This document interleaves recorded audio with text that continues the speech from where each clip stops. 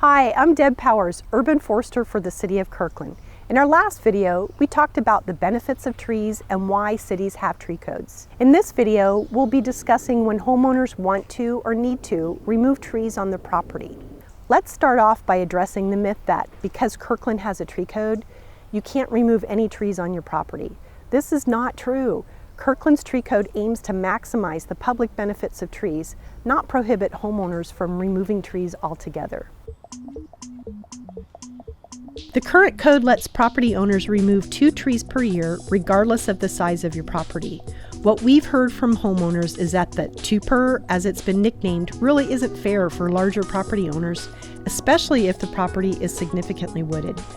One code change to fix this one-size-fits-all problem is to allow a certain number of tree removals in proportion to the size of the property. For example, if you have an average size lot, say 7,000 square feet, you can remove 2 trees every 12 months. If your property is between 10 and 20,000 square feet, you could remove 4 trees per year. If your property is over an acre and it's significantly wooded, we'll work with you to design a custom plan that balances your needs with the need to retain canopy cover. You can remove more than the allowed number of trees per year if the trees are hazardous or physically damaging property. In the code, we define a hazardous tree as having a high probability of failure due to defects and that it targets people or property that can be damaged. A nuisance tree is causing obvious physical damage to structures, or the tree itself has sustained damage or is so deformed it's beyond restoration efforts. It's only when hazard or nuisance tree removals are in addition to the removal allowance that you'll need a permit. We want homeowners to responsibly manage their trees, and we will approve the removal of hazardous and nuisance trees over the counter at no cost to the homeowner. To receive this approval, you must provide a photograph that demonstrates that the tree is in a hazard or nuisance condition. One of the code changes being proposed is a new landmark tree designation. The proposed landmark tree provision would prohibit homeowners from removing healthy, structurally sound, large trees over 30 inches in trunk diameter.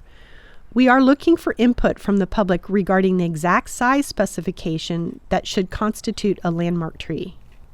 There is also a new proposed code change that is intended to help homeowners that have overgrown monster hedges of trees. The proposed code would allow homeowners to remove more than 2 trees in a hedge if they replace them with a more appropriate species. Another area the proposed code addresses is property owners preemptively removing trees to avoid following the rules on preserving the best and largest trees on potential development sites.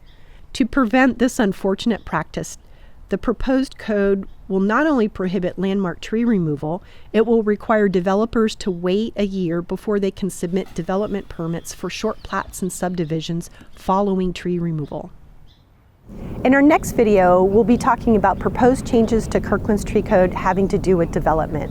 For more information on the draft Kirkland tree code and how you can get involved, visit the city's website.